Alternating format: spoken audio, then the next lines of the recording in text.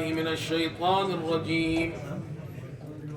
بسم الله الرحمن الرحيم. يا أيها الناس اتقوا ربكم الذي خلقكم من نفس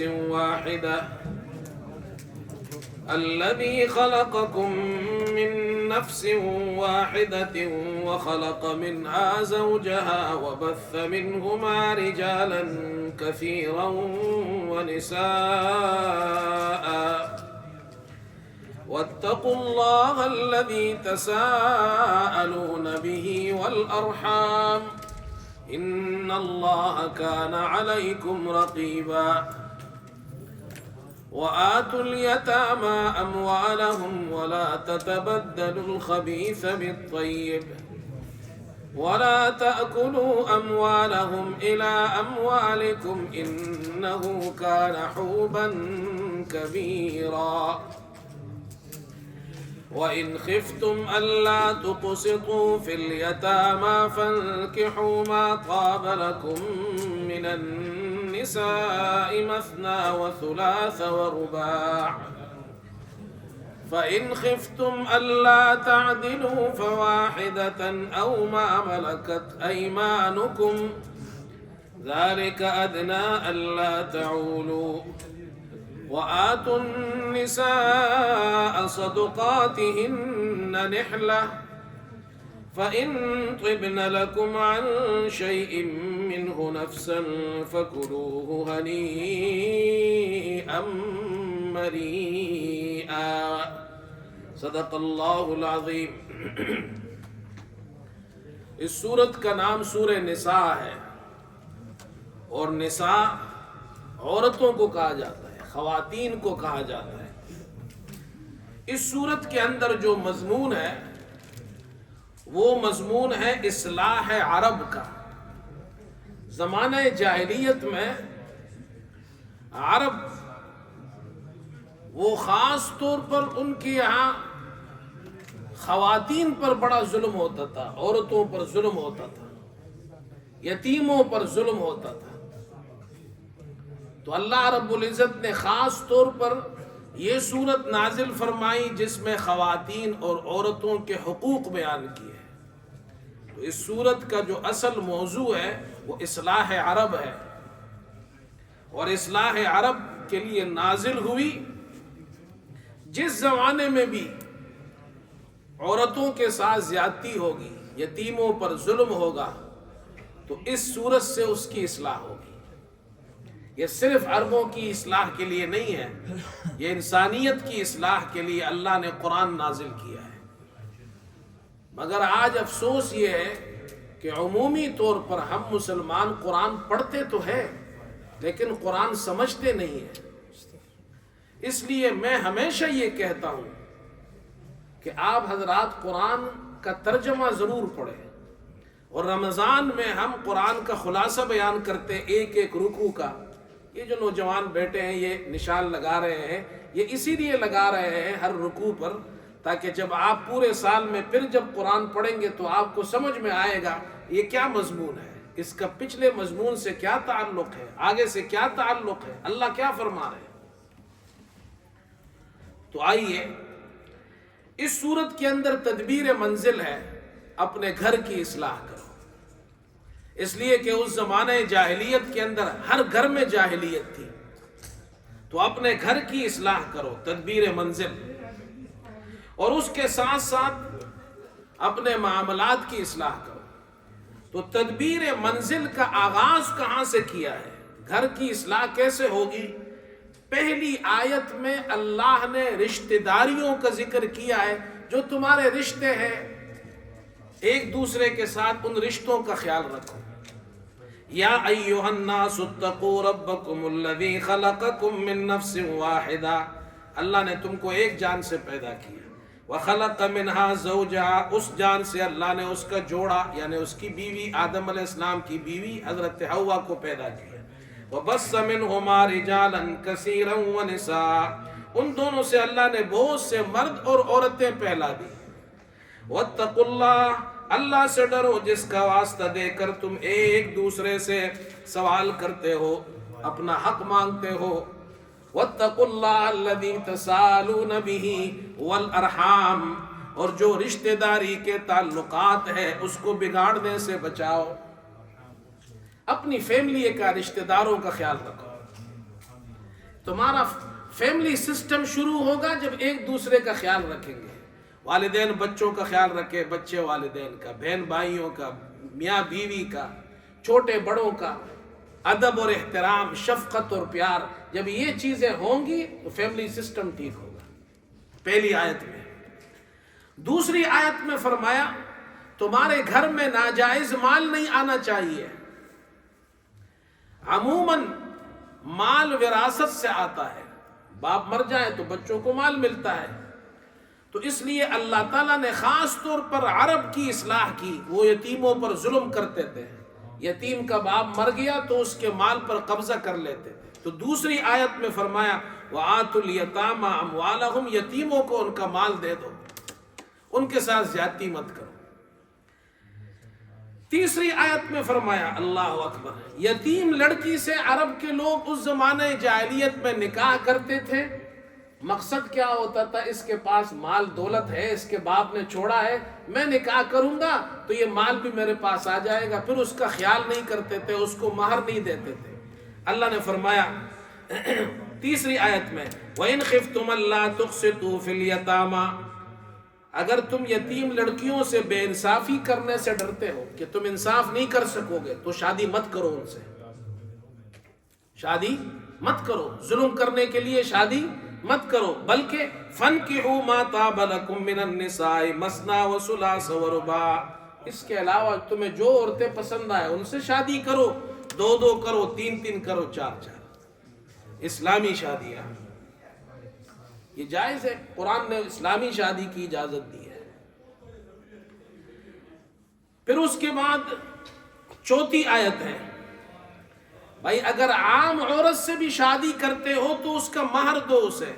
وَآتُوا النِّسَاءَ صَدُقَاتِهِنَّ نِحْلَةً، مہر دو اس کو. اور 5ویں آیت میں وَلَا تُؤْتُوا السُّفَهَاءَ أَمْوَالَكُمُ الَّتِي جَعَلَ اللَّهُ لَكُمْ قِيَامًا، جو یتیم تمہاری کفالت میں ہے جب تک کہ وہ سمجھدار نہ ہو جائے، بڑا نہ ہو جائے، کاروبار سنبھالنے کے قابل نہ ہو، اس کا مال، اس کے باپ کا بزنس، کاروبار، دکان اس کو حوالے مت کرو، اس کی حفاظت کرو. دیکھو تمہارے گھر کا نظام اس طرح ٹھیک ہوگا. اب اگر یہ ساری چیزیں معاشرے میں آ جائے تو ہر گھر ٹھیک ہو جائے گا. اس لیے پہلے اللہ تعالیٰ نے یہ فرمایا پہلے رکوع میں. دوسرا رکوع میں اللہ اکبر، اللہ تعالیٰ نے جو قانون بنایا ہے قانون وراثت، اس کا احترام کرو، اس قانون کی عزت کرو. جب تم اس اللہ کے قانون کی عزت کرو گے اللہ تمہیں بھی عزت دے گا. اور وہ قانون کیا ہے؟ یہ آیت نمبر 11 اور آیت نمبر 12 میں اللہ نے تفصیل سے بیان کیا. کوئی شخص فوت ہو گیا اس کے باپ کو بھی حصہ ملے گا، اس کی ماں کو بھی ملے گا، بیٹے کو بھی ملے گا، بیٹی کو بھی ملے گا، بیوی کو بھی ملے گا. اور وہ حصے اللہ نے مختلف بیان کیے ہیں. یہ پورا ایک فن ہے، میراث اس کو کہا جاتا ہے. یہ اللہ نے اس میں بیان کیا دوسرے رکوع کے اندر. تمہارے پاس جو مال آ رہا ہے، جو قانون اللہ نے وراثت کا بنایا اس کو مت توڑو. جس کا جو حصہ ہے وہ دے دو. بہن کا حصہ ہے تو بھائی اپنی بہن کے حصے کو بہن کو حوالہ کرے، ظلم نہ کرے. باپ فوت ہو گیا تو کہتے جی ہماری بہن کو تو باپ نے شادی میں دے دیا تھا، شادی میں اس کی شادی کرا دی تھی، ہمارے معاشرے میں سمجھتے اس کا کوئی حصہ نہیں ہے. اگر باپ کے مرنے کے بعد باپ کی زمین ہے، جائیداد ہے، مال دولت ہے، اس میں اس بہن کا بھی حصہ ہے، اس باپ کی بیٹی کا بھی حصہ ہے. اگر بیٹے اپنے بہن کا، باپ کے بیٹے اپنی بہن کا حصہ نہیں دیتے سب ظالم ہوں گے، اور یہ مال لینا ان کے لیے حرام ہے. اور صرف زبانی جمع خرچ بہن سے پوچھتے جی آپ نے معاف کر دیا، تو بہن کہتی ہے میں نے معاف کر دیا. بہن تو نرم دل ہوتی ہے، وہ سمجھتی ہے بھائیوں سے تو میں لڑ نہیں سکتی، زبردستی تو لے نہیں سکتی، جھگڑا کروں گی تو اس سے بہتر ہے معاف کر دوں، کم از کم آنا جانا تو لگا رہے گا نا، اماں کے گھر جاؤں گی. یاد رکھو ایسے زبانی معاف کرنے سے معاف نہیں ہوتا. جب تک کہ بہن کے ہاتھ میں اس کا حصہ رکھو، پھر اس کے بعد پوچھو معاف کرتے ہو، 1 ٹکا بھی معاف نہیں کرے گی۔ 1 ٹکا، ہم بھی ٹکا بولتے ہیں، ہاں 1 ٹکا بھی معاف نہیں کرے گی۔ 1 ٹکا مانا ایک پینی بھی معاف نہیں کرے گی۔ ٹھیک ہے بھائی، آگے چلو۔ یہ ہو گیا اصلاح مال، اپنے گھر کے اندر حلال مال لاؤ، حرام سے بچو۔ اب آگے اصلاح ازواج ہے، گھر کا نظام، فیملی سسٹم، معاشرہ، سوسائٹی کیسے ٹھیک ہوگا؟ تیسرے رکوع میں پھر اللہ نے تفصیل سے بیان کیا ہے۔ اچھا، یا ایھا الذین آمنوا لا یحل لکم ان ترثوا النساء کرہا، آیت نمبر 19 ہے اور آیت نمبر 20، ورس نمبر 19 and 20۔ اچھا، اس میں کیا قانون ہے؟ زمانہ جاہلیت میں اگر کوئی شخص مر جاتا تو اس کی جو بیوی رہ جاتی تھی تو وہ سمجھتے تھے یہ بیوی جو شخص کی رہ گئی ہے یہ بھی میراث کی طرح ہے، جیسے اس کی پراپرٹی ہے، اس کا دکان ہے، اس کا مکان ہے، تو یہ بیوی بھی اس کی پراپرٹی ہے، یہ بھی میراث ہے، ہماری مرضی ہے اس کی جہاں شادی کرائے، جہاں سے روکے۔ سوتیلا بیٹا اپنے باپ کی منکوہا، سوتیلی ماں، اس سے بھی شادی کر لیتا تھا، کہتا تھا یہ میرے باپ کا میراث ہے۔ اللہ نے اس کو منع کیا، لا یحل لکم ان ترثوا النساء کرہا، تمہارے لیے حلال نہیں زبردستی عورتوں کو میراث میں لے لو، عورتیں میراث میں نہیں ملتی ہے، مال میراث میں ملتا ہے، یہ ظلم مت کرو۔ اس کے بعد آیت نمبر 20 میں وَإِنْ أَرَدْتُمُ اسْتِبْدَالَ زَوْجٍ مَّكَانَ زَوْجٍ، اگر کوئی شخص بیوی کو پسند نہیں کرتا تھا اس زمانے میں، زمانے جاہلیت میں، تو وہ اس کو طلاق نہیں دیتا تھا، اس کو طلاق نہیں دیتا تھا، اس لیے کہ طلاق دے گا تو پھر آگے کچھ دینا بھی پڑے گا، تو اس کو تنگ کرتا تھا تاکہ یہ خود طلاق مانگے اور مجھے کچھ دے کر یہاں سے جائے، بجائے اس کے کہ مجھ کو دینا پڑے۔ اللہ تعالیٰ نے اس سے منع کیا۔ اللہ فرما رہے وَآتَيْتُمْ إِحْدَاهُنَّ قِنْطَارًا فَلَا تَأْخُذُوا مِنْهُ شَيْئًا، بیوی کو طلاق دی، تم نے اس بیوی کو کچھ دیا ہے واپس مت لو، اس سے ظلم مت کرو۔ اس کے بعد اگلا رکوع نمبر 4 میں یہ اصلاح معاشرہ ہے۔ اس رکوع کے اندر قانون اللہ نے بیان کیا عورتوں سے متعلق ہے، اور آیت نمبر 23 ہے اور آیت نمبر 24 ہے، تفصیل سے اللہ نے بیان کیا تمہارے سوسائٹی میں، تمہاری فیملی میں، تم جس علاقے میں رہتے ہو مسلمان، اس کا اصلاح کیسے ہوگا۔ شادیاں ہم نے حلال کی ہے، کچھ خواتین ہیں ان سے تم شادیاں نہیں کر سکتے، ان سے شادی کرنا اس سے معاشرے کے اندر اخلاقی طور پر خرابی پیدا ہوگی، تو وہ کیا ہے؟ تفصیل سے اللہ نے بیان کیا، حرمت علیکم امہاتکم و بناتکم و اخواتکم و عماتکم و خالاتکم، تمہاری مائیں، تمہاری بیٹیاں، تمہاری بہنیں، پھوپھیاں، خالائیں، بھتیجیاں، بھانجیاں، جن ماؤں نے تمہیں دودھ پلایا ہے، تمہاری دودھ شریک بہنیں، اور تمہاری عورتوں کی مائیں یعنی ساس، مدر ان لا، اور ان کی بیٹیاں، تمہاری بیویوں کی بیٹیاں جو پہلے والے شوہر سے ہو۔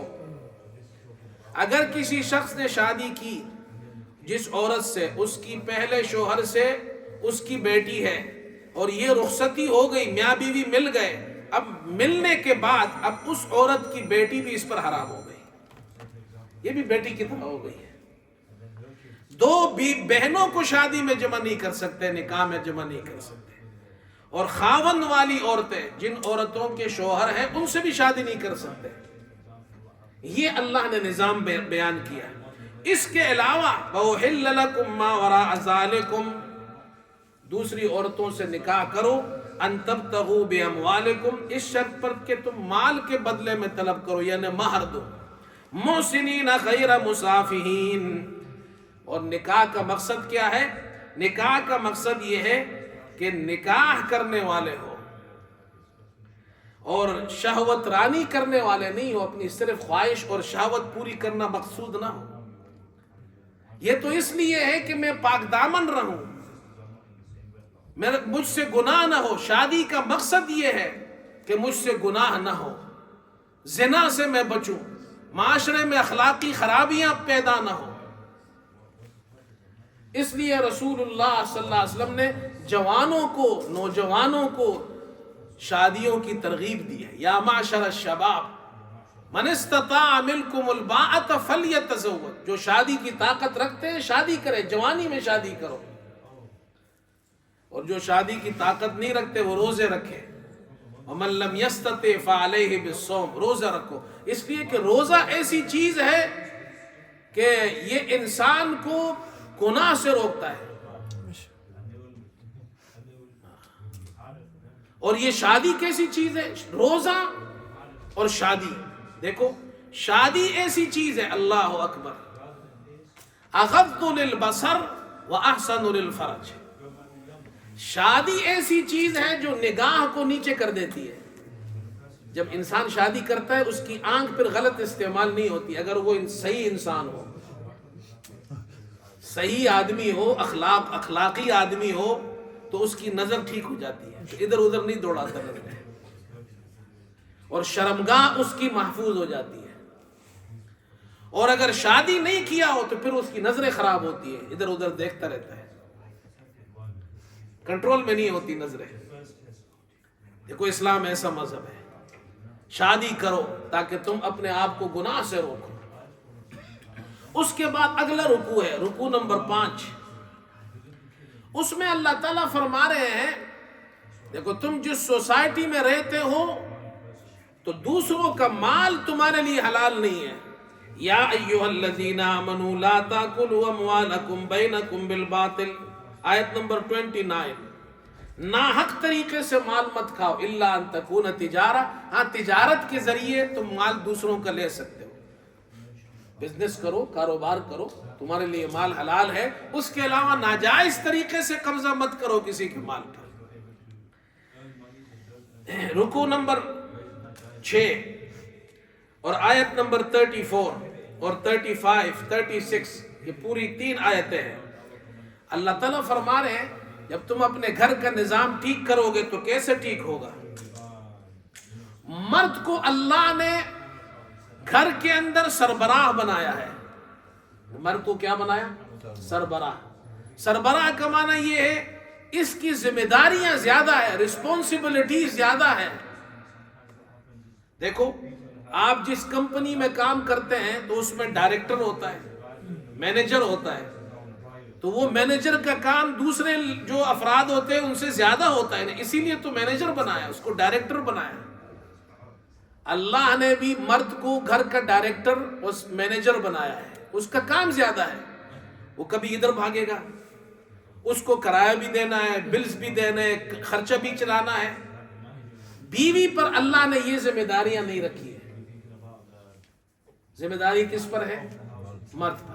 اس لیے فرمایا الرجال قوامون علی النساء بما فضل اللہ بعضهم علی بعض وبما انفقوا من اموالهم، اللہ نے بعض کو بعض پر فضیلت دی ہے۔ معنی یہ ہے مرد کو جو یہ پوسٹ اللہ نے دی ہے، سربراہ بنایا ہے، یہ کس نے بنایا ہے؟ یہ اللہ نے بنایا ہے۔ اللہ سے تو کوئی نہیں پوچھ سکتا۔ بھائی آپ کی کمپنی میں آپ کسی کو مینیجر بناتے ہیں، آپ سے کوئی پوچھ سکتا ہے؟ قانوناً آپ کو اجازت ہے یا نہیں ہے؟ میری کمپنی میں میں کسی کو مینیجر بناؤں تو مجھے اجازت ہے۔ تو اللہ رب العزت پوری دنیا کا خالق ہے، اللہ کی مرضی ہے گھر کا مینیجر، گھر کا حاکم، گھر کا سربراہ جس کو بنائے۔ اللہ نے مرد کو بنایا اور ذمہ داری اس پر زیادہ ڈالی ہے۔ پھر آگے اللہ نے 2 قانون بیان کیے ہیں انہی آیات کے اندر، 34 35 کے اندر۔ میاں بیوی میں جھگڑا ہو جائے، گھر کے اندر میاں بیوی میں جھگڑا ہو جائے تو اس جھگڑے کو ختم کرو، اور اس جھگڑے کو ختم کرنے کے لیے اللہ نے 2 طریقے بتائے ہیں۔ آج مصیبت یہ ہے ہم قرآن پڑھتے ہیں، قرآن کو سمجھتے نہیں ہیں۔ ہمارے یہاں کوئی فوت ہو جائے قرآن خوانی تو کرتے ہیں، لیکن اس گھر کے اندر جو جھگڑا ہے وہ قرآن سے ختم نہیں کرتے۔ ثواب کے لیے قرآن پڑھنا جائز ہے لیکن قرآن کو سمجھتے نہیں ہیں۔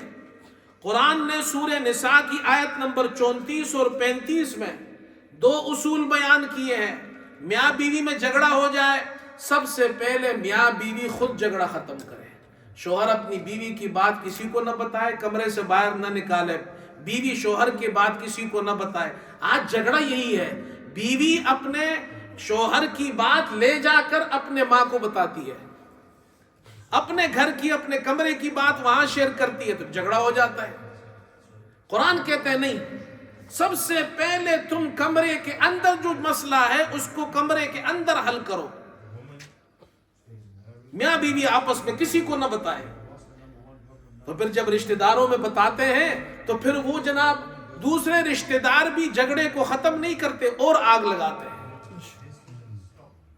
جھگڑے کو اور خراب کر اور مزید زیادہ کرتے ہیں. تو قرآن نے پہلا اصول بتایا، شوہر اپنی بیوی کی بات اپنی ماں کو نہ بتائے، بیوی اپنی شوہر کی بات اپنی ماں کو نہ بتائے، تو مسئلہ ہی نہیں ہوگا. جتنے فسادات ہوتے ہیں اس کی بنیاد یہاں سے شروع ہوتی ہے، ہم قرآن پہ عمل نہیں کرتے. اور دوسرا، اگر تم نے کوشش کی میاں بیوی نے جھگڑا ختم نہیں ہوا، پھر کیا کریں؟ وَإِنْ آیت نمبر 35 وَإِنْ خِفْتُمْ شِقَاقَ بَيْنِهِمَا فَبَعْثُوا حَكَمًا مِّنْ أَهْلِهِ وَحَكَمًا مِّنْ أَهْلِهَا. ایک حکم، ایک انصاف کرنے والا، میڈیٹر، صلح کرانے والا، مرد کے فیملی سے، ایک عورت کی فیملی سے، یہ دونوں بیٹھ جائے، میاں بیوی میں صلح کرائے، ان کا جھگڑا ختم کرے. اللہ نے کیا خوبصورت طریقے سے سمجھایا، ان یریدا اصلاحا یوفق اللہ بینہما. اگر یہ دونوں جو صلح کرانے والے ہیں، اگر یہ صلح کرانے کا ارادہ کر لے، ان کی نیت یہ ہو، اس نیت سے بیٹھے کہ ہم میاں بیوی میں صلح کرائیں گے، اللہ میاں بیوی میں موافقت پیدا کر دے گا. یہ ارادہ ایسی چیز ہے. لیکن مصیبت یہ ہے ہمارے یہاں صلح کرانے والے کم ہوتے ہیں، لڑائی اور جھگڑا بڑھانے والے زیادہ ہیں. شوہر کے جو رشتہ دار ہیں وہ اور بیوی کے رشتہ دار وہ آپس میں چاہتے نہیں ہیں کہ ہمارے بچوں کے گھر بچ جائے، بلکہ وہ اور آگ لگاتے ہیں. اللہ نے منع کیا اس سے. گھر کو بچاؤ، اپنے گھر کو خود بچاؤ. ہاں اگر مسئلہ بڑھ جائے پھر 2 اچھے آدمی ایک طرف سے لے کر وہ دونوں آدمی صلح کے ارادے سے بیٹھیں گے، اللہ ان کے بیٹھنے سے ہی صلح کرا دے گا. یہ قرآن ہے. اس لیے قرآن کو، میرے پاس جب کوئی کیس آتا ہے نا، بعض لوگ آ جاتے ہیں، یہ نوجوان زیادہ شادیاں جلدی کرتے ہیں، مسئلے تو معلوم ہوتے نہیں ہیں، تجربہ ہوتا نہیں ہے، شادی ہو گئی اس کے بعد تھوڑی سی بات ہو گئی، میں تو مولوی صاحب طلاق دینا چاہتا ہوں. تو میں ان کو قرآن کی یہ 2 آیتیں بتاتا ہوں کہ آپ نے قرآن کی ان 2 آیتوں پہ عمل کیا ہے؟ وہ کہتے ہیں نہیں، ان کو تو معلوم ہی نہیں ہے قرآن میں یہ آیتیں بھی ہیں. میں کہتا ہوں پہلے جا کر ان 2 آیتوں پر عمل کرو، 2 مہینے بعد میرے پاس آنا.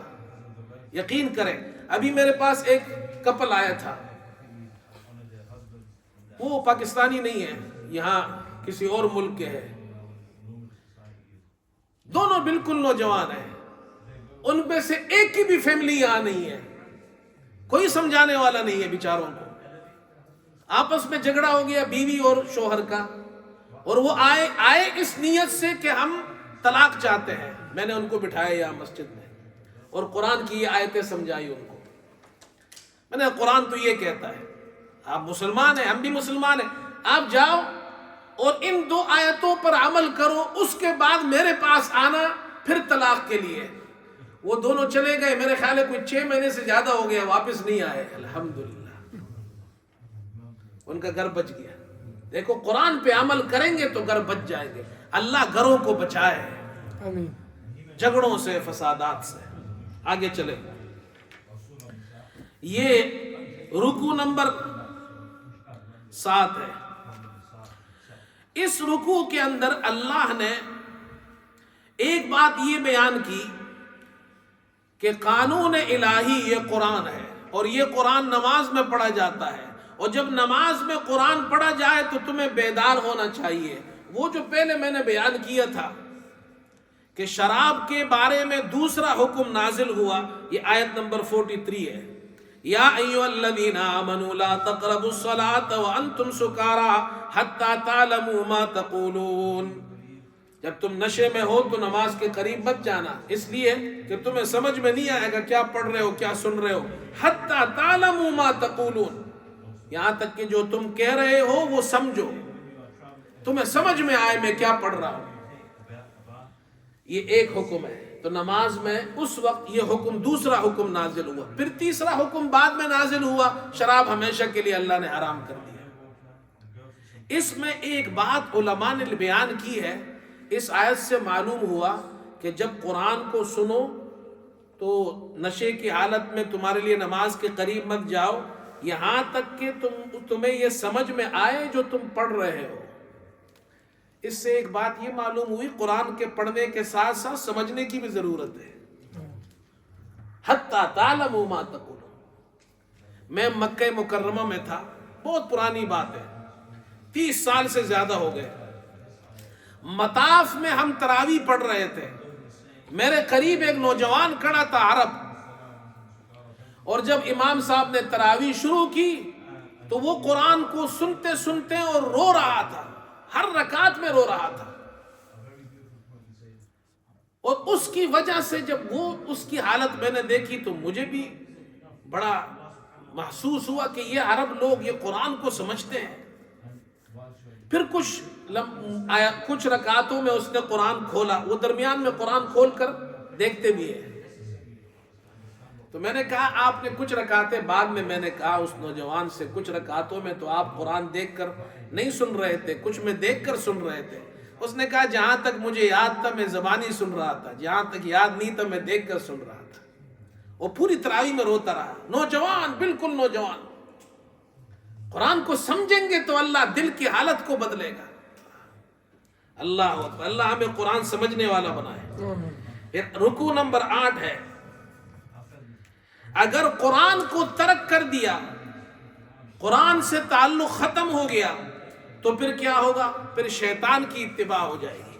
اس لیے آیت نمبر 51 ہے، یہ خاص موقع پر یہ آیت نازل ہوئی۔ کس موقع پر نازل ہوئی؟ حضرت ابن عباس رضی اللہ عنہ فرماتے ہیں کہ یہود کا ایک سردار تھا، حیی بن اخطب اور کعب بن اشرف، یہ دونوں یہ مکہ گئے جنگ احد کے بعد اور ابو سفیان سے ملے۔ ابو سفیان اس وقت ان کا لیڈر تھا، اور کہا کہ مسلمانوں کے خلاف تم تعاون کرو۔ تو انہوں نے کہا کہ تم جو ہو ہم تم پہ ٹرسٹ نہیں کر سکتے، تم دھوکہ دینے والے لوگ ہو، اگر تم واقعی سچے ہو، تم مسلمانوں کے خلاف ہماری مدد چاہتے ہو تو ہم اس وقت مدد کریں گے جب تم ہمارے بتوں کو سجدہ کرو گے۔ حالانکہ یہ کعب بن اشرف اور حیی بن اخطب یہودی تھے، اور یہ ان کے مذہب میں بھی بت کو سجدہ کرنا جائز نہیں ہے، لیکن انہوں نے اپنے مفاد اور اپنے مطلب کے لیے بت کو بھی سجدہ کیا۔ اور پھر انہوں نے پوچھا مشرکین نے، یہ بتاؤ تم کتاب والے لوگ ہو، پڑھے لکھے لوگ ہو، ہم حق پر ہیں، یعنی مکہ کے مشرکین، یا جو مدینے میں مسلمان ہیں وہ حق پر ہیں؟ حالانکہ وہ جانتے تھے کہ یہ مشرک ہے، مشرک حق پر نہیں ہے ان کے مذہب میں بھی، لیکن انہوں نے جھوٹ کہا تم حق پر ہو۔ اللہ نے ان کا ذکر کیا، دیکھو جب آدمی حق کو چھوڑ دیتا ہے تو پھر شیطان کے سامنے بھی سر جھکا دیتا ہے۔ الم تر الی الذین اوتوا نصیبا من الکتاب، کیا آپ نے ان لوگوں کو نہیں دیکھا جن کو کتاب کا کچھ حصہ دیا گیا؟ یؤمنون بالجبت والطاغوت، وہ بتوں اور شیاطین کو مانتے ہیں، یعنی ان کو جھکتے ہیں۔ وَيَقُولُونَ لِلَّذِينَ كَفَرُوا هَؤُلَاءِ أَهْدَىٰ مِنَ الَّذِينَ آمَنُوا سَبِيلًا، مکے کے مشرکین سے کہتے ہیں کہ یہ ہدایت یافتہ ہے، مسلمانوں سے زیادہ ہدایت یافتہ ہے۔ اللہ اکبر، اللہ تعالیٰ سمجھا رہے قرآن کو مت چھوڑو، اگر تم نے قرآن کو چھوڑ دیا تو پھر تم شیطان کے پیچھے پڑ جاؤ گے۔ آگے اگلا رکوع ہے، رکوع نمبر 9 اور آیت نمبر ہے 60، یہ بھی ایک خاص موقع پر نازل ہوئی۔ اگر تم نے حق حق کو چھوڑ دیا تو پھر تم اپنا فیصلہ وہ طاغوت سے کراؤ گے. تم اپنا فیصلہ کس سے کراؤ گے؟ طاغوت سے، شیطان سے کراؤ گے. یہ ایک خاص واقعہ تھا. واقعہ کیا ہوا؟ ایک منافق تھا، اس کا ایک یہودی سے جھگڑا ہو گیا. تو یہودی نے کہا، یہودی حق پر تھا اور وہ منافق حق پر نہیں تھا. تو منافق نے کہا کہ ہم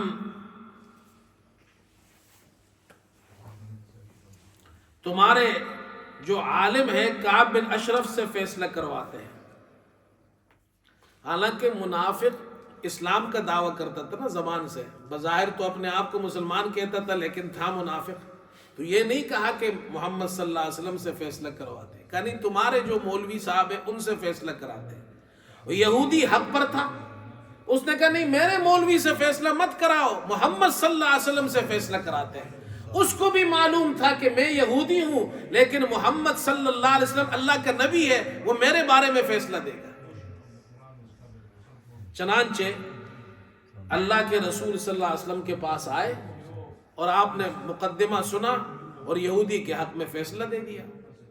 جب یہ باہر نکلے تو منافق جو بظاہر زبان سے دعویٰ کرتا تھا اسلام کا، اس نے کہا نہیں ایسا کرو حضرت عمر سے فیصلہ کرواتے ہیں. اچھا کیوں؟ وہ منافق یہ سمجھ رہا تھا کہ میں ہوں تو منافق لیکن اوپر سے تو مسلمان ہوں اور یہ یہودی ہے تو حضرت عمر میرے بارے میں فیصلہ دیں گے، اس کے بارے میں نہیں دیں گے. تو حضرت عمر کے پاس چلے گئے، پورا واقعہ سنایا. حضرت عمر نے پوچھا اچھا تم اللہ کے رسول صلی اللہ علیہ وسلم کے پاس ہو کر میرے پاس آئے ہو؟ انہوں نے کہا ہاں. کہا انہوں نے فیصلہ کر دیا پھر بھی آئے ہو؟ کہا ہاں. کہا ٹھہرو میں بھی آتا ہوں. گھر گئے، اندر سے اپنی تلوار لائی اور منافق کا جناب کیا ہے اس کو پارسل کر دیا. اس کو پارسل کیا، کہا میرا فیصلہ یہ ہے کہ محمد صلی اللہ علیہ وسلم کے فیصلے کے بعد اگر مجھ سے کوئی فیصلہ کرانا چاہتا ہے اس بدبخت کو پھر دنیا میں رہنے کا حق نہیں ہے. اللہ تعالیٰ فرما رہے ہیں جب فیصلہ تم حق سے نہیں کراؤ گے تو پھر یہ حال ہوگا تمہارا. اس لیے دیکھو بھائی فیصلہ حق پر ہونا چاہیے اور فیصلہ حق والوں سے کرانا چاہیے. جن ملکوں کے اندر عدالتوں میں حق کا فیصلہ ہو وہاں نظام ٹھیک رہتا ہے. اللہ اکبر. آگے چلے جی. یا رکوع نمبر 10 ہے اشاعت قانون. اللہ کے قانون اس کی اشاعت کرو اور یاد رکھو اگر کسی پر ظلم ہو رہا ہے ان مظلوموں کی مدد کرو. یہ آیت نمبر 75 ہے. وَمَا لَكُمْ لَا تُقَاتِلُونَ فِي سَبِيلِ اللَّهِ وَالْمُسْتَضْعَفِينَ مِنَ الرِّجَالِ وَالنِّسَاءِ وَالْوِلْدَانِ. مکے میں کمزور مسلمان تھے، مرد بھی تھے، عورتیں بھی تھی، بچے بھی تھے. آیت نمبر 75 ہے. اللہ فرما رہے تم ان کے لیے جا کر دشمنوں سے کیوں نہیں لڑتے؟ یعنی مانا یہ ان کو کیوں نہیں چھڑاتے جو یہ دعائیں مانگ رہے ہیں. ربنا اخرجنا من هذه القرية الظالم اهلها. یا اللہ یہ مکے کے ظالم لوگوں سے ہمیں محفوظ فرما اور ہمیں یہاں سے نکال دے، ہمارے لیے مددگار بھیج دے. علماء نے لکھا ہے عبداللہ ابن عباس بھی مکے میں تھے، ان کی والدہ بھی مکے میں تھی، سلمہ ابن ہشام یہ بھی مسلمان تھے، ولید ابن ولید، ابو جندل یہ سب مسلمان تھے، یہ مکے میں تھے. پھر اللہ تعالیٰ نے ان کی دعا قبول کی. مظلوم کی دعا مظلوموں کی اللہ نے قبول کی. بعض لوگوں کو موقع ملا وہ ہجرت کر گئے، بعض لوگ مکہ فتح ہوا اور رسول اللہ صلی اللہ علیہ وسلم نے عتاب بن اسید کو بھیجا کہ جاؤ ان تمام مظلوموں کی مدد کرو. وہ سب رہا ہو گئے. اگلا رکوع نمبر 11. یہ بھی ایک خاص موقع پر نازل ہوئی آیت. تمہارے جو دشمن ہے صحابہ اکرام مکے میں تھے تو ان کے ساتھ جو ظلم اور زیادتی ہوتی تھی تو اس موقع پر انہوں نے یہ کہا کہ اے اللہ کے رسول ہمیں اجازت دے کہ ہم دشمنوں سے مقابلہ کریں. تو اللہ کے رسول صلی اللہ علیہ وسلم نے منع کیا کہ نہیں، ابھی اجازت نہیں ہے. اور جب اللہ نے اجازت دی تو پھر ان میں سے کچھ لوگوں کے دل میں یہ خیال پیدا ہوا کہ ابھی تو ہم بڑی سہولت میں، آرام میں ہیں، اب ہمیں کیوں کہا جا رہا ہے کہ اللہ کے راستے میں نکلو، دشمنوں کا مقابلہ کرو. تو یہ آیت نازل ہوئی، الم تر الی الذین قیل لهم کفوا ایدیکم واقیموا الصلاۃ وآتوا الزکاۃ. پہلے تو حکم یہ تھا نماز پڑھو، زکوٰۃ دو، تمہیں لڑنے کی اجازت نہیں ہے. اور جب دشمن سے لڑنے کی اجازت مل گئی تو وہ کہنے لگے ربنا لم کتبت علینا القتال، ہم پر قتال کیوں فرض کیا. علماء نے لکھا ہے یہاں وقالو، انہوں نے کہا، دے سیڈ، یہاں یہ کہنے سے مراد دل میں کہنا ہے، ان کے دل میں خیال پیدا ہوا. بعضوں نے کہا نہیں، یہ منافقین ہے، منافقین نے کہا. تو اللہ تعالیٰ فرما رہے ہیں کہ دیکھو دشمن کے مقابلے میں تیار رہو. اگر تمہارے ملک پہ دشمن حملہ کرتا ہے تو غافل مت بنو، اپنے جان کی، اپنے مال کی حفاظت کرو. اگلا رکوع ہے اس کے بعد لیکن یاد رکھو فما لکم فی المنافقین فئتین. یہ منافقوں کے بارے میں مسلمانوں کے دو گروہ بن گئے، دو رائے بن گئی. اور مفسرین نے لکھا ہے یہ رکوع نمبر 12 ہے، آیت نمبر 88 ہے، پھر 89 ہے اور پھر 90 ہے.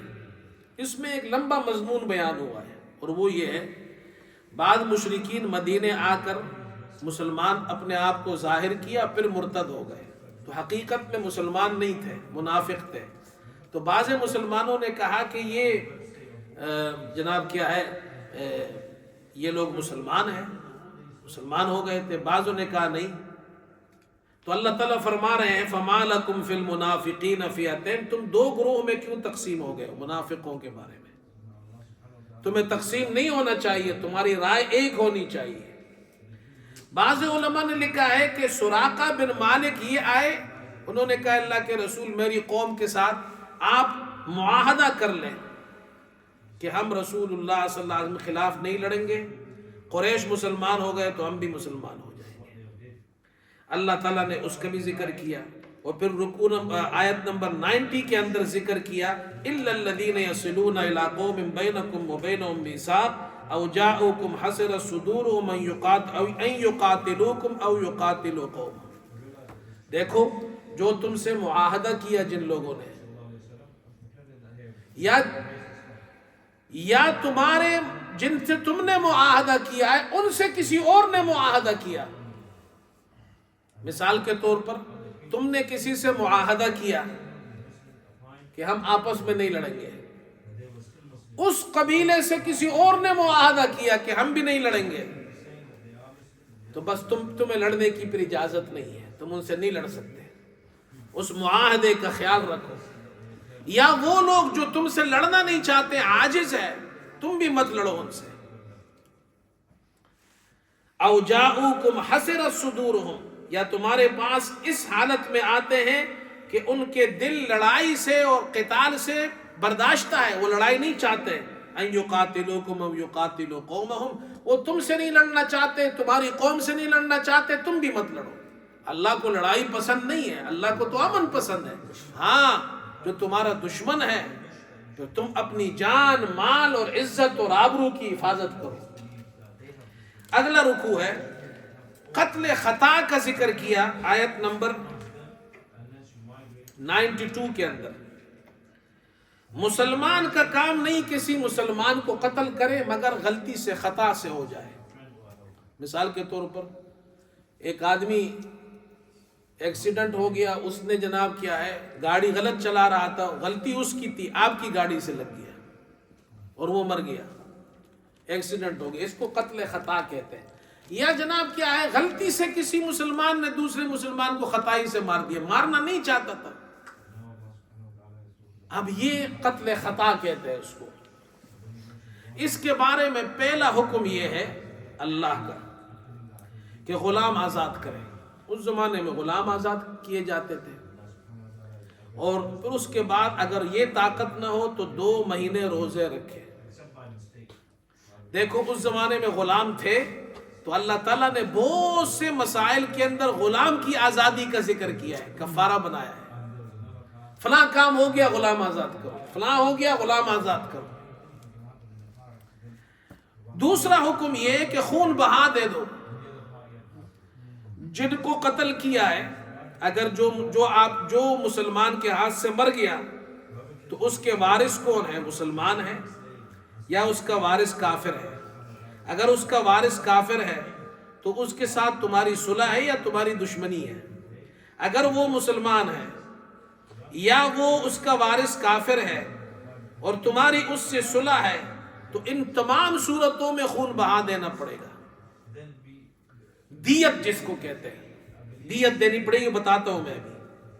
اور تیسری صورت کے اندر اگر اس کی اور تمہارے درمیان دشمنی چل رہی ہے، جنگ چل رہا ہے، پھر دیت نہیں ہے. ہاں کفارہ ہر صورت کے اندر ہے. غلام آزاد کرو، غلام نہیں ہے تو 2 مہینے روزے رکھو. یہ 2 حکم ہو گئے. اب یہ دیت کتنی ہے؟ تو کہتے ہیں اونٹ، 100 اونٹ، 100 اونٹ دیت ہے. اونٹوں سے دے. اگر دینار کے حساب سے دے تو پھر 1000 دینار ہے. 1000 دینار گولڈ کرنسی. اور یہ کتنا ہے؟ 375 تولہ سونا، 4 کلو 4 kg and 374 گرام گولڈ. یہ تو آپ کرنا پڑے گا، کسی سونار سے پوچھنا پڑے گا کتنا ہے. ٹھیک ہے، یہ میں نے بتا دیا. اچھا اگر آپ 10,000 دینار سلور کرنسی تو 2625 تولہ چاندی، یہ کتنا بنتا ہے؟ 30 کلو 30 kg of silver and 30 kilo and 618 gram silver currency. Silver کے حساب سے اتنا دینا پڑے گا، گولڈ کے حساب سے اتنا دینا پڑے گا. اس لیے کہ تمہارے ہاتھوں سے ایک آدمی خطأً قتل ہو گیا ہے تو کفارہ بھی دینا پڑے گا، دیت. ہاں اگر وہ دیت معاف کر دے تو ختم. ابھی میں نے دیکھا، ابھی ہم عمرے پہ گئے تھے رمضان سے پہلے، وہاں سعودیہ میں ایک پاکستانی ڈرائیور تھا، اس کے ہاتھوں سے کوئی ایکسیڈنٹ میں کوئی فوت ہو گیا، قتل ہو گیا. قتل میں مطلب یہ ہے کہ وہ مر گیا، ایکسیڈنٹ میں کوئی شخص مر گیا. عدالت نے اس کی غلطی ثابت ہو گئی ہوگی کہ بھائی تمہاری غلطی ہے، تو اس کے رشتہ داروں نے جو مقتول تھا اس کے رشتہ داروں نے کہا خون بہا دے دو. کتنی دینا ہے؟ تو وہ پتہ نہیں کتنے لاکھ ریال بنتے تھے، 3-4 لاکھ، مجھے فگر یاد نہیں ہے، ریال بنتے تھے. اس مزدور کے پاس تو ریال تھے نہیں، وہ کہاں سے لاتا؟ مزدور آدمی ہے، اس کے پاس اتنے ریال کہاں سے ہوں گے؟ لاکھوں ریال. تو ایک عرب کا، وہی سعودیہ کا ایک عرب تھا، اس کو پتہ چلا کہ فلاں مزدور ہے اور اس کے اوپر اتنا لاکھوں روپیہ اس کو دیت میں دینا ہے تاکہ اس کی جان بچ جائے. تو وہ گیا اور اس نے عدالت کے سامنے وہ لاکھوں ریال اللہ کے لیے، صرف اللہ کے لیے، ورنہ اس کا رشتہ دار نہیں تھا، اس کے ملک کا بھی نہیں ہے، اس کی زبان کا بھی نہیں ہے، صرف اللہ کے لیے کہ یہ میرا مسلمان بھائی ہے. اس نے وہ اتنے پیسے دیے اور وہ ویڈیو میں نظر آ رہا ہے اور عدالت سے اس کو چھڑا کر لیا ہے. اللہ اکبر. پھر آگے رکوع نمبر 15 آیت نمبر 101 اور 102، نماز کی اہمیت کا ذکر کیا کہ نماز کتنی اہم ہے. وَإِذَا ضَرَبْتُمْ فِي الْأَرْضِ فَلَيْسَ عَلَيْكُمْ جُنَاحٌ أَن تَقْصُرُوا مِنَ الصَّلَاةِ. اگر تم ٹریولنگ کر رہے ہو، سفر میں ہو، نماز پھر بھی پڑھنی ہے، اگرچہ قصر کرنی پڑے گی. 4 کی جگہ 2 رکعت، ظہر کی 4 کی جگہ 2، عصر کی 4 کی جگہ 2، مغرب کی 3 اور عشاء کی 4 اور 4 کی جگہ 2، 3 وتر، اور صبح کی 2 سنتیں بھی پڑھنی اور 2 فرض بھی، لیکن پڑھنی ہے نماز. اور پھر آگے فرمایا کہ اگر تم حالت خوف کے اندر ہو تو رسول اللہ صلی اللہ علیہ وسلم کو اللہ نے صلاۃ الخوف سکھایا. دشمن سے مقابلہ ہو رہا ہے اس وقت بھی نماز پڑھنی ہے. کچھ لوگ دشمن سے مقابلہ کریں, کچھ آپ کے پیچھے کھڑے ہو جائے, ایک رکعت پڑھے, اور جب یہ ایک رکعت پڑھ لے تو یہ چلی جائے یہ جماعت, اور وہ جماعت آ جائے ایک رکعت پڑھے. اللہ اکبر. اور پھر وہ اپنی نماز پوری کر کے وہ چلی جائے, اور پہلی والی جماعت آ کر اپنی دوسری رکعت پوری کرے. یعنی نماز بھی پڑھے اور جماعت کے ساتھ پڑھے, ایک ایک رکعت کر کے پڑھے. ایک رکعت پڑھو اور ایک رکعت میں دوسری جماعت آئے اور وہ مورچے میں جائے, وہ والی جب نماز پڑھنے آئے تو یہ والی مورچے میں چلے جائے. اللہ اکبر. لیکن نماز نہیں چھوڑنی ہے. یہ نماز کی اہمیت اللہ نے بیان کی ہے. ہاں, مورچے کو کیا کہیں گے؟ مورچے کو جہاں سولجر بیٹھ کر مقابلہ کرتا ہے, اٹیک کرتا ہے. ٹرنچ, یس, ٹرنچ تو خندق کو کہتے ہیں, بس وہی سمجھ لو, مورچہ اس کو کہتے ہیں. اِنَّا أَنزَلْنَا عَلَيْكَ الْكِتَابَ بِالْحَقِّ لِتَحْكُمَ بَيْنَ النَّاسِ بِمَا أَرَاكَ اللَّهُ. آیت نمبر 105, رکوع نمبر 16. جو فیصلہ کرنے والے ہیں, جو فیصلہ کرنے والے ہیں ان کے لیے اللہ نے حکم نازل کیا. ایک خاص موقع پر بنو عبیرق کا ایک شخص تھا, اس نے چوری کی, آٹا چوری کیا اور کچھ اسلحہ چوری کیا. اور جب صبح خبر پہنچی تو لوگوں نے کہا کہ رات کو ان کے گھر سے دھواں اٹھ رہا تھا, لگتا ہے انہوں نے آٹا چوری کیا ہے تو روٹی پکائی ہوگی. انہوں نے جا کے معلوم کیا تو انہوں نے کیا کیا, وہ جو آدمی تھا چور, اس نے وہ آٹے کی تیلی کو پھاڑ دیا اور اس کے تھوڑا سا آٹا, اس جس کے گھر سے چوری کی تھی نا, وہاں سے لے کر ایک دوسرے شخص یہودی تھا اس کے گھر تک وہ تھوڑا تھوڑا آٹا راستے میں پھینکا, اور اسلحہ بھی اس کو دے دیا کہ یہ رکھو. وہ بیچارہ سادہ آدمی تھا, اس نے سوچا میرے پاس امانت رکھوا رہا ہے, اس نے رکھ لیا. انہوں نے کہا دیکھو چوری انہوں نے کیا, آٹا بھی اس کے گھر کے سامنے ہے اور اسلحہ بھی ان کے پاس ہے. انہوں نے کہا جی ہمارے پاس تو انہوں نے رکھوایا ہے. لیکن وہ جو تھے وہ بڑے جناب کیا ہے باتوں میں بڑے تیز تھے, اپنے آپ کو چوری سے بچا لیا. اللہ اکبر. تو آپ نے بھی رسول اللہ صلی اللہ علیہ وسلم نے ظاہری جو حالت تھی اس کے مطابق فیصلہ کیا کہ بھائی سامان اس کے گھر سے نکلا ہے, آٹا اس کے گھر کے پاس پڑا ہے, غیب کا علم تو اللہ کو ہے. اس موقع پر اللہ نے یہ آیت نازل فرمائی, اِنَّا أَنزَلْنَا إِلَيْكَ الْكِتَابَ بِالْحَقِّ. اللہ نے آپ کے پاس سچی کتاب اتاری ہے, لِتَحْكُمَ بَيْنَ النَّاسِ بِمَا أَرَاكَ اللَّهُ, تاکہ آپ لوگوں میں انصاف کرے جو کچھ اللہ تمہیں سجا دے. وَلَا تَكُنْ لِلْخَائِنِينَ خَصِيمًا. آپ جو بددیانت لوگ ہیں ان کی طرف سے آپ طرفدار نہیں بنے. یہ اللہ نے آیت نازل کی. پھر اس کے بعد رکوع نمبر 17 ہے اور آیت نمبر 115 ہے. اس آیت نمبر 115 میں مسلمانوں کو کہا جو صحیح راستہ ہے اس پر چلو, مسلمانوں کے راستے پہ چلو. وَمَن يُشَاقِقِ الرَّسُولَ مِن بَعْدِ مَا تَبَيَّنَ لَهُ الْهُدَى 115.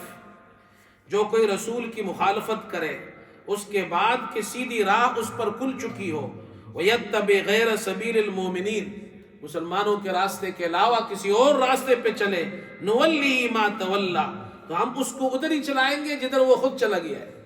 وَنُصْلِهِ جَهَنَّمْ, اور اس کے دوزخ میں ڈال دیں گے جو برا ٹھکانہ ہے.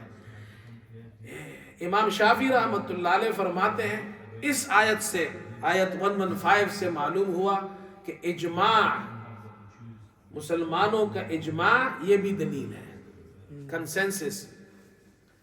صحابہ کرام نے ایک مسئلے پر اجماع کیا تو یہ بھی دلیل ہے. جیسے 20 رکعت تراویح پر حضرت عمر رضی اللہ عنہ کے زمانے میں اجماع ہو گیا. اب یہ دلیل ہے, جیسے قرآن دلیل ہے, حدیث دلیل ہے, اجماع بھی دلیل ہے. اس لیے کہ اللہ فرما رہے ہیں جس نے رسول کی مخالفت کی اس کے بعد کے سیدھی راہ اس پر کھل گئی. وَيَتَّبِعْ غَيْرَ سَبِيلِ الْمُؤْمِنِينَ, اور مسلمانوں کے راستے کے خلاف چلے. مراد یہ صحابہ کا راستہ تو یہ انہوں نے 20 رکعت تراویح شروع کی. ہاں, اور حضرت عمر رضی اللہ عنہ کے زمانے میں، پھر حضرت عثمان رضی اللہ عنہ کے زمانے میں بھی اسی طرح 20 رکعت ہوئی، پھر حضرت علی رضی اللہ عنہ کے زمانے میں بھی، اور آج تک 20 رکعت ہو رہی آ رہی ہے۔ یہ میں نے ایک مثال بیان کی ہے، اس کو کہتے ہیں اجماع، یہ بھی دلیل ہے۔ اگلی آیت رکوع نمبر 18 آیت نمبر 116، اللہ ان اللہ لا یغفر ان یشرک بہ ویغفر ما دون ذلک لمن یشاء، اللہ شرک کو معاف نہیں کرے گا۔ اور پھر اگلی آیت 117، ان یدعون من دونہ الا اناسا وان یدعون الا شیطانا مریدا لعنہ اللہ، شیطان کی پرستش کرتے ہیں، یہ لوگ شیطان کی عبادت کرتے ہیں، تو جو صحیح راستے پر نہیں ہوگا وہ شیطان کے راستے پر ہوگا۔ اس کے بعد اگلا رکوع ہے وَيَسْتَفْتُونَكَ فِي النِّسَاءِ قُلِ اللَّهُ يُفْتِيكُمْ فِيهِنَّ، آیت نمبر 127، یہ آپ سے عورتوں کے نکاح کے بارے میں پوچھتے ہیں، اجازت مانگتے ہیں کہ ان سے نکاح کرے۔ اللہ تعالیٰ نے دیکھو اسی رکوع کے آیت نمبر 3 میں منع کیا تھا کہ یتیم عورتوں پر ظلم کرنے کے لیے شادی مت کرو۔ اب یہاں اللہ فرما رہے ہیں اگر تم ظلم نہیں کرتے، ان کا حق دیتے ہو تو ان سے شادی کر سکتے ہو، لیکن شرط یہ ہے کہ ان کے ساتھ زیادتی مت کرو۔ اور اس کے بعد اگر کوئی آیت نمبر 128 میں اگر کوئی شوہر اپنی بیوی سے دور رہتا ہے، اس کا خیال نہیں کرتا، اور بیوی سمجھدار ہے، وَإِنِ امْرَأَةٌ خَافَتْ مِنْ بَالِهَا نُشُوزًا او اعراضا، اگر کوئی عورت اپنے خاون کے لڑنے یا اس کے منہ پھیرنے سے ڈرے، اس کو یہ خیال ہو کہ یہ مجھے خیال نہیں کرتا، تو فلا جناح علیہما ان یصلحا بینہما صلحا، اگر بیوی اپنا کچھ حق چھوڑ دے، اللہ فرماتے ٹھیک ہے۔ بعض عورتیں سمجھدار ہوتی ہیں، پتہ ہے جی میرا شوہر ہے، یہ تو ٹھیک ہوگا نہیں، لیکن چلو میرے فیملی ہے، میرے بچے ہیں، میں اپنے گھر کو بچانا چاہتی ہوں، تو اپنا کچھ حق چھوڑ دیتی ہے شوہر کو۔ اللہ تعالیٰ فرماتے ہاں اگر کوئی اس طرح کرنا چاہے اس کی اجازت ہے۔ شوہروں کو کرنا نہیں چاہیے، اگر وہ ایسا کرتا ہے تو وہ اللہ تعالیٰ اس سے پوچھے گا۔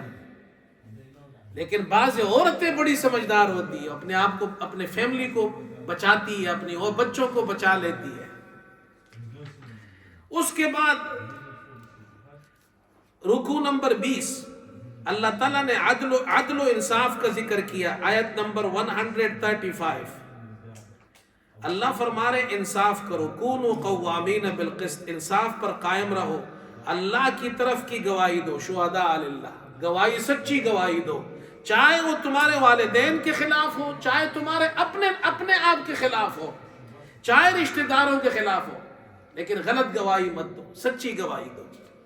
اور آخری رکوع نمبر 21، منافقین کے نقائص کو اللہ نے ذکر کیا، ان المنافقین یخادعون اللہ وهو خادعهم واذا قاموا الى الصلاة قاموا كسالى يراؤون الناس ولا يذكرون اللہ الا قلیلا مذبذبین بین ذلک، یہ آیت نمبر 142 143۔ پہلی بات، اللہ کو دھوکہ دینا چاہتے، اللہ کو تو دھوکہ نہیں دے سکتے، مسلمانوں کو دھوکہ دیتے ہیں، اللہ ان کے دھوکے کی سزا ان کو دے گا۔ نمبر 2، نماز وہ بڑے سست ہو کر نماز پڑھتے ہیں، نماز میں دل نہیں چاہتا ان کا، آتے بھی ہے تو بڑی سست نماز پڑھتے ہیں، اور جو مسلمان ہے بڑی چستی کے ساتھ نماز پڑھتا ہے۔ نمبر 3، یراؤون الناس، دکھاوا بہت کرتے ہیں، شو آف کرتے ہیں، میں تو آج یہ تہجد بھی پڑھی ہے میں نے، ساری دنیا کو بتاتے ہیں۔ اب تو موبائل آ گیا نا، سوشل میڈیا پہ ڈالتے جی میں نے عمرہ بھی کر لیا ہے ماشاءاللہ، میں طواف بھی کر رہا ہوں، لوگوں کو دکھا رہے جی آئی ایم ڈوئنگ طواف۔ ادھر رسول اللہ صلی اللہ علیہ وسلم کے روضہ اقدس پر جا کر سلام پیش کرنے کے بجائے وہاں موبائل کھولا ہوا ہے۔ مجھے ایک آدمی ملا مجھ سے آگے تھا، وہ موبائل کھول کر بولے جا رہا تھا، تو میں نے اس کو آہستہ سے کہا یہ مقام درود شریف پڑھنے کا ہے، انہوں نے کہا میں لائیو ہوں، میں کہتا ہے انا مباشر، میں لائیو ہوں. میں نے کہا لائیو جو ہے نا یہ فرض نہیں ہے، اس کو بند کرو، بعد میں لائیو ہونا یا درود پڑھو. کہتے ہیں میں لائیو ہوں. اللہ اکبر. یراؤن الناس، اور آگے ولا یذکرون اللہ الا قلیلا، اللہ کو یاد نہیں کرتے مگر بہت کم. اور ایک برائی اللہ نے یہ بیان کی، مذبذبین بین ذالک، مذبذب ہے، کفر اور ایمان کے درمیان مذبذب ہے، ڈاؤں ڈول ہے، نہ ادھر ہے نہ ادھر ہے. لا الہ ہؤلاء ولا الہ ہؤلاء، نہ مسلمانوں کی طرف ہے اور نہ پورے اس طرف ہے. آج کل ہے ایسے لوگ، کچھ لوگ ہیں وہ چاہتے نہیں ہم ادھر بھی رہیں ہم ادھر بھی رہیں. ہاں وہ کہتے نہیں I am Muslim but not practising Muslim, I'm not full Muslim. وہ ادھر بھی اپنے آپ کو کرتے میں ادھر بھی لوگ مجھے اچھا سمجھے ادھر بھی لوگ. یہ اللہ فرما رہے یہ منافق ہے. مسلمان وہ ہوتا ہے جو اپنے ایک اسلام پہ کھڑا ہوتا ہے اور سچے دل سے کہتا ہے میں مسلمان ہوں، میں اللہ کو مانتا ہوں، رسول کو مانتا ہوں، میں اللہ اور رسول کے علاوہ کسی کی اتباع نہیں کرتا. اللہ ہمیں عمل کی توفیق عطا فرمائے. اللهم إنا نسألك الهدى والتقى والعفاف والغنى، نسألك من خير ما سألك منه نبيك محمد صلى الله عليه وسلم، ونعوذ بك من شر ما استعاذك منه نبيك محمد صلى الله عليه وسلم، وأنت المستعان وعليك البلاغ ولا حول ولا قوة إلا بالله العلي العظيم، وصلى الله عليه وسلم.